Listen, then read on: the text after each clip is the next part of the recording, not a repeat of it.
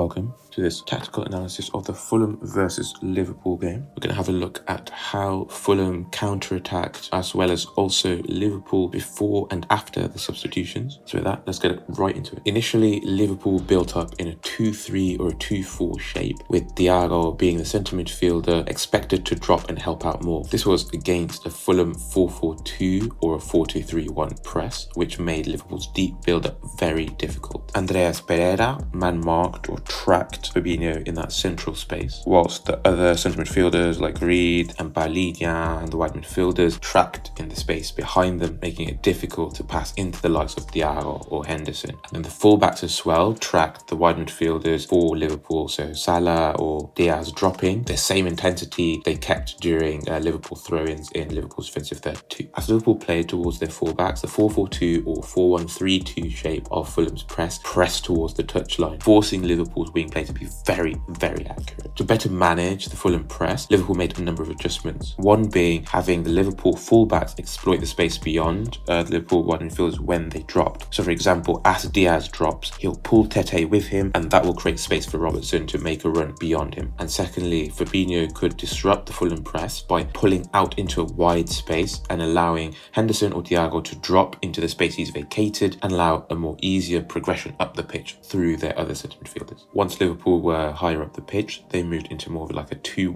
midfield shape, so your centre backs and Fabinho, the centre defensive midfielder, ahead of them, and then you have your fullbacks really high and wide. Robertson looking to overlap on his side, whereas Alexander-Arnold is looking to play deeper crosses from his. And of course, with Nunez coming on, you have that ability to hit an earlier through ball, because unlike Firmino, who opted to drop a lot deeper and try and link play, Nunez is looking for that early ball over the top. And also to facilitate Nunez coming on the pitch, Milner and Elliott were subbed on, and they were looking to play as number 8s, overloading the wide spaces, making those clever runs behind fullbacks to create crossing opportunities for Nunez to attack. And with that, let's have a look at some examples. Okay, so I wanted to show this example in the 54th minute because initially it shows just how intense Fulham's press was. Okay, so we see here with Andreas Pereira trying to cut off the pass into Virgil van Dijk. We have Mitrovic putting in the hard yards, pressing towards Alexander-Arnold. And we have Reed following up the press, making sure that Matip will be pressured when he receives this reverse ball from Trent Alexander-Arnold. And so we see here eventually Fabinho being the one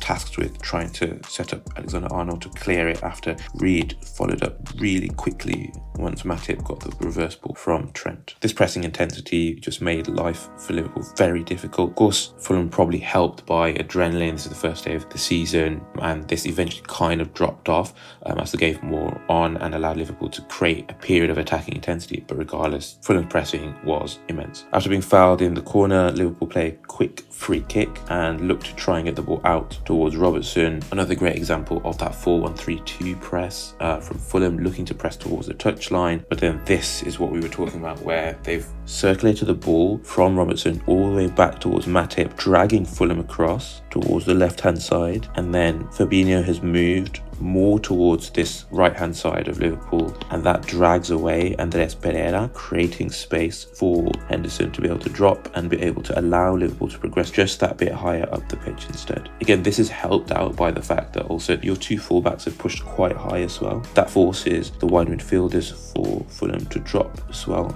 not allowing them to be able to track as easily against here Henderson. Okay, so quick notes on Robertson and Trent. So Robertson was expected to do what he typically does, so he's going to look to try and get around the outside or maybe even underlap and get into crossing positions. Whereas with Trent, he kind of varied his position, so sometimes he would actually move into the half space with Salah holding the width, or sometimes he would stay a little bit deeper. He varied his position on that right hand side and just tried to help overload the space and get into a position where if someone cut back to him or whether he could whip a ball in or potentially go for goal, maybe, as he did in the Community Shield. Okay, and here we've got Elliott. He's dropped. I'm kind of covering for Trent in this space. Initially, earlier in the game, that would have been Henderson's job, and then on the left-hand side, it would have been Thiago's job to cover for Robertson. Okay, so the ball eventually comes down this left-hand side with Robertson, but now look, we've got here in the central space, all of our forwards for Liverpool narrow. This allows Liverpool to be able to force the Fulham defenders to stay relatively narrow too and create space for the likes of Robertson for Trent to be able to pick up spaces in those wide areas. But also note Nunez's position. Unlike Firmino, who would typically be looking to drop and provide another option but deeper to then link with whether it was Salah or into Diaz, Nunez is looking to get in behind early. He's looking to threaten from an early through ball. Unfortunately, that early cross by Robertson from the left-hand side evades Nunez and the rest of the Fulham defence, and Mohamed Salah is able to recycle it and get the ball into Harvey Elliott. Harvey Elliott kind of gets in a little bit of a mess here with his feet, and it allows Reed to get on the ball and Fulham to start a counter-attack. And by the way, before we get into that, this is Mitrovic. This is your centre forward. Look how deep he is. He did this quite a lot throughout the game, where he would drop and try and help out his midfielders and his defence. Fulham are able to progress up the pitch in quite a devastating counter-attack. Unfortunately, Reed passes here to Andres Pereira, who's looking to try and pull Van Dijk away from the central space and create space for Harrison Reed, who's the centre midfielder making that run.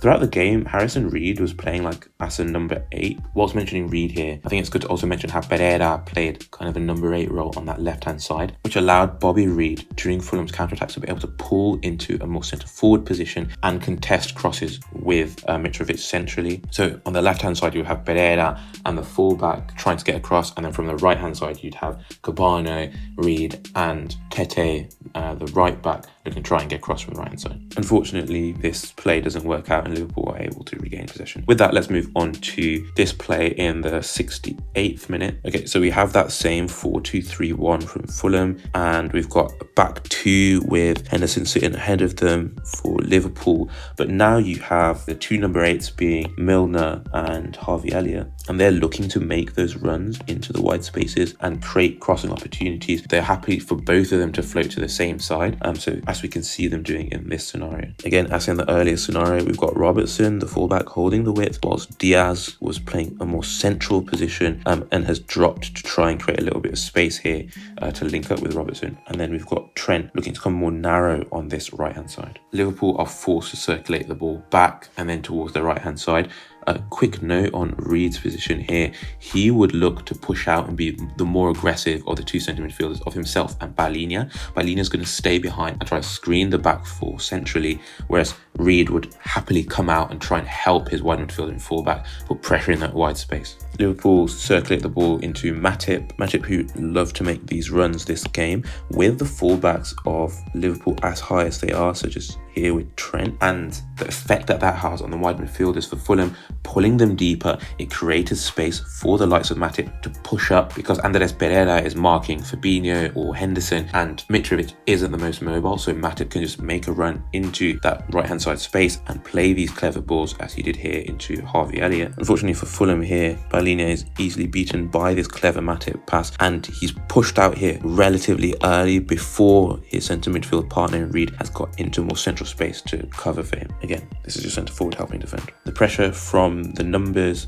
in that Fulham press force Harvey Elliott to pass back into Henderson, and they circulate the ball out towards that left-hand side. Again, that same kind of movement where your wide midfielder is dropping, trying to pull the defender with him and create space for the likes of Robertson to make a run in behind. We're seeing that here again on this left-hand side. Liverpool recycle and they go again, and then we see finally they're able to create that opportunity for one of the players to get in behind the fullbacks and into a crossing position. The elder statesman in Milner is able to get here into this right-hand side space, free of pressure from Fulham player, and he's able to whip a cross in for Nunez back post. And with that, we've covered the main tactics. Thank you for watching, and we're out.